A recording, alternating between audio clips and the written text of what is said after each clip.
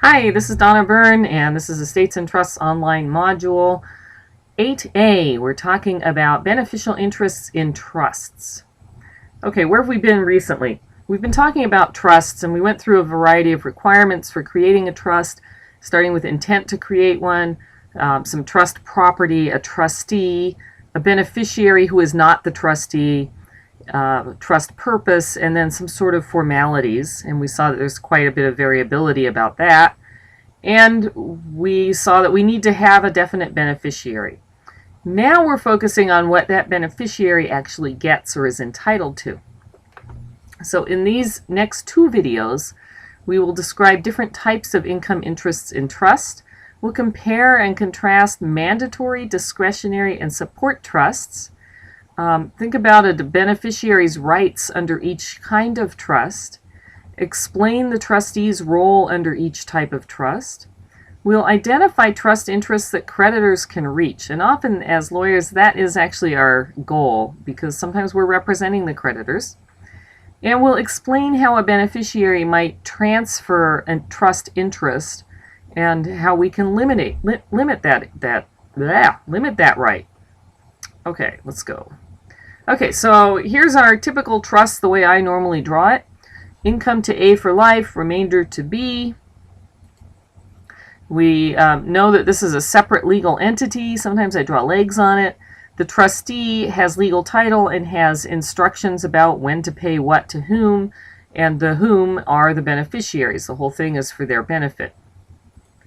And when I draw it, it looks like SpongeBob, right? The big square at the top, the yellow part, is the income interest or the present interest, and then the brown part, the shorts, represents the remainder interest. The legs and arms remind us that a trust is a separate legal person.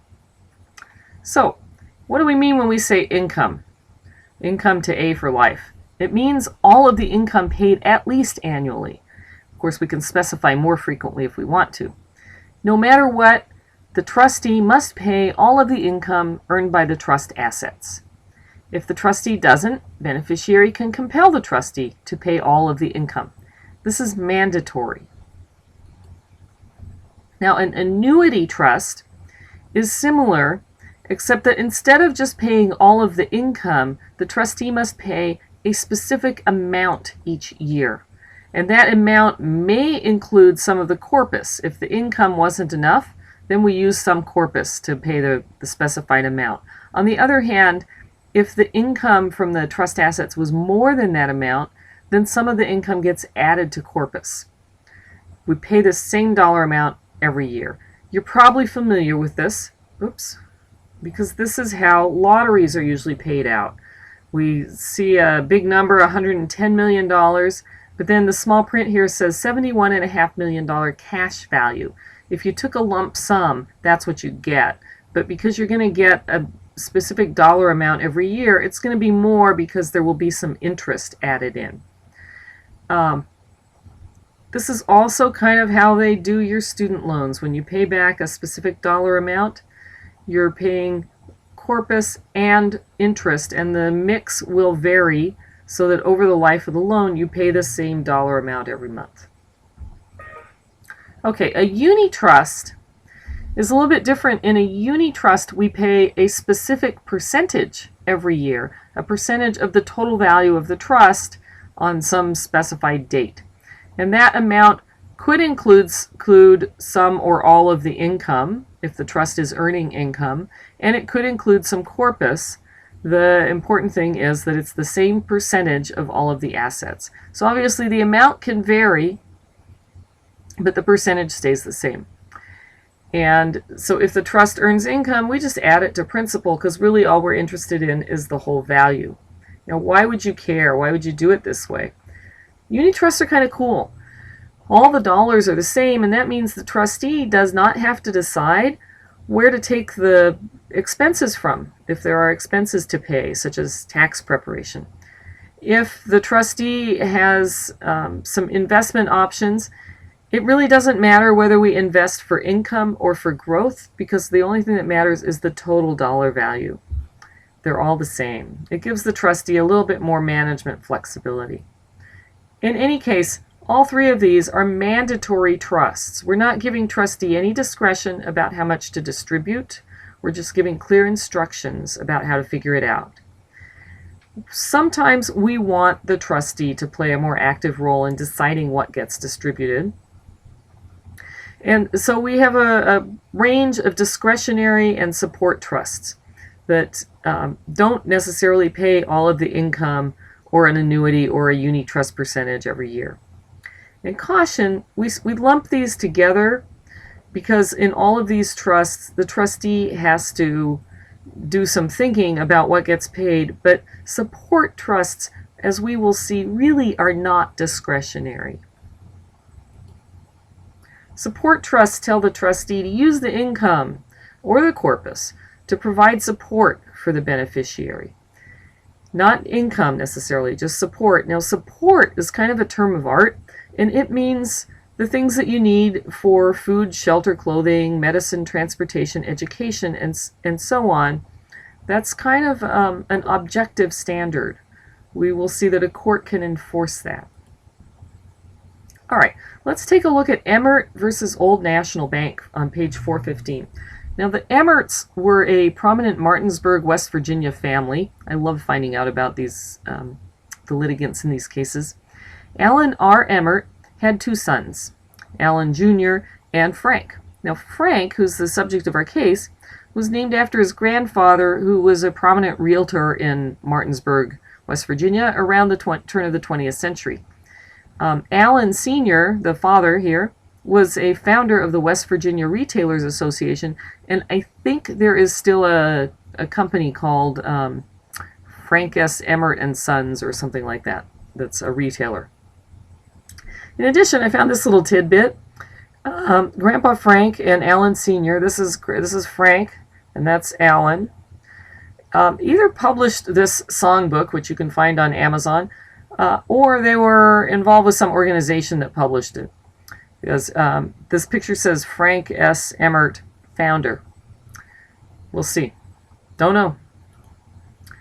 And another Emmert relative, I think maybe Frank Sr.'s, Grandpa Frank's brother, was president of the bank, which is now the trustee. So here's a 1943 newspaper ad. Okay, in any event, Allen Sr. died in 1961 when the sons were 40-ish, I think, and he left a trust.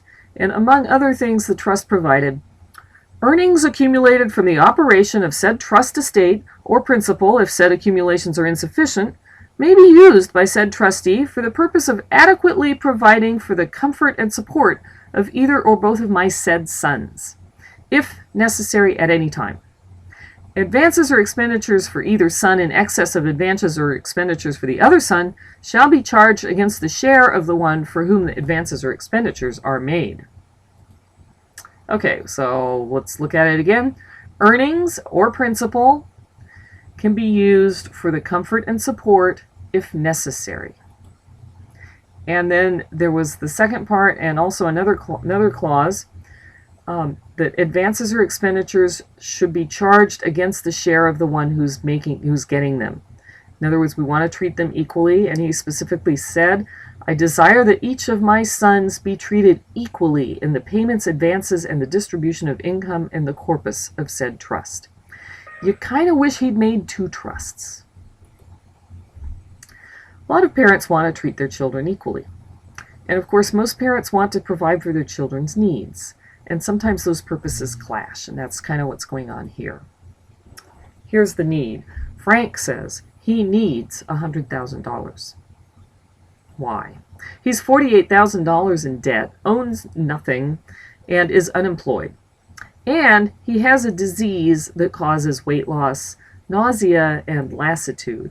We don't know what it is, and I haven't been able to find out, but he's unable to work. The trustee says, no, not going to pay $100,000. For one thing, Frank has squandered a whole lot of money from his dad's estate in the past, and the trust income that he's getting should be enough for him to live on. Plus, Allen Sr. wanted to treat the sons equally, and if we pay $100,000 now, we would also have to pay $100,000 to Allen Jr. and there would be nothing left, and there would be no income in the future, and the remainder beneficiaries wouldn't get anything. So this seems to be an impasse because both of them kind of have good points. Frank can't work, needs money. Trustee says, no, you're asking for too much. The only thing that will really save us here is some trust language that would require the trustee to make the payment. What is clear is that trustee is authorized to use trust principle for comfort and support. What's not clear is when the trustee must do that. The court says we have a two-pronged standard in this trust. There must be some necessity, but the distributions are limited to an adequate level of comfort and support. Does that seem clear, or is it vague? Well, a court can help make it clear. What's an adequate level of comfort and support? Well, the court says, we believe the testator had reference to the standard of living to which each of his sons was accustomed when he died, and which his upbringing of them led them to expect. So it's kind of a flexible standard from beneficiary to beneficiary, from trust to trust, but within the context of this one trust, it's a little more clear. We can look at the standard of living when Papa died, and we can continue that. Now, is there necessity? Court says, yes, absolutely. Catastrophic illness is one of the exceptional circumstances the testator very likely had in mind when he made provision for principal distributions from the testamentary trust in time of necessity.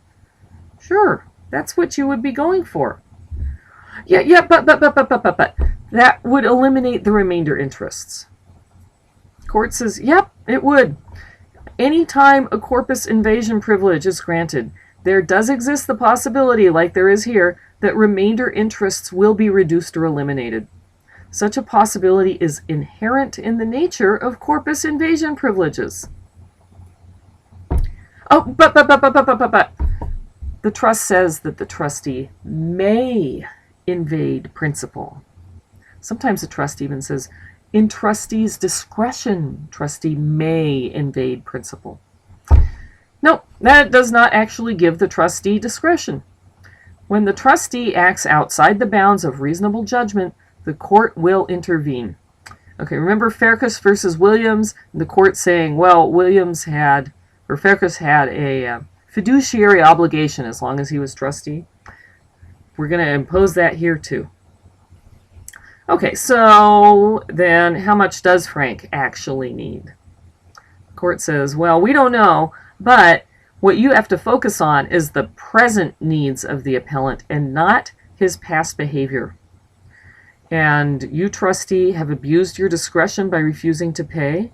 So we're remanding so the lower court can decide how much you, trustee, must distribute. Now keep in mind, this trustee, before we want to be too harsh on them, this trustee is a bank. And banks don't like to get sued.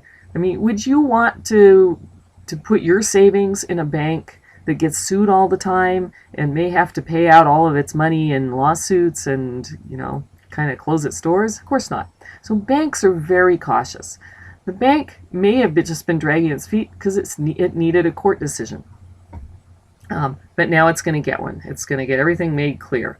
So what do you take away from this? Well, corpus invasion for comfort and support is mandatory if the necessity exists.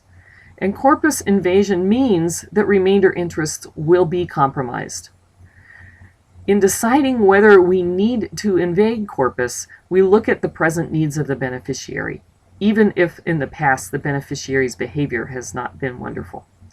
And a court can help us. A court can determine reasonable comfort and support. In other words, this standard is enforceable by resort to the court system. So trusts that pay income without any other words are mandatory because the trustee must pay all of the income. Annuity trusts and unitrusts are similar, just with slightly different formulas. Support trusts require the trustee to use funds for support. And even if a support trust has nice discretionary language, the trustee nevertheless must use funds for support. We can enforce this standard. And that's the end of this module. I'll see you back here for 4.8b. Thanks for watching.